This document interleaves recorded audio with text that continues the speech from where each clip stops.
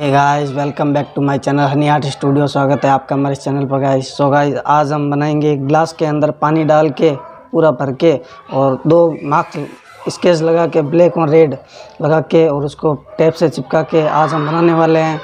तो काफ़ी video interesting है और 93% लोग सब्सक्राइब भी नहीं करते चैनल को। सब्सक्राइब करो और शेयर करो यार, जितना हो सके शेयर भी नहीं करते हो, शेयर करो और स्टार्ट करते हैं वीडियो।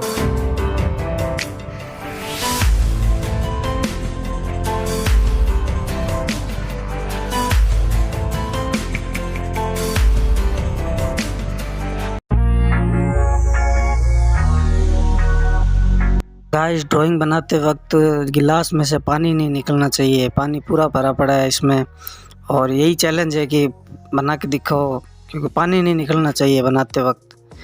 तो देखते रहिए, यही चैलेंज है और जो भी है शेयर करो जितना हो सके। Thank you.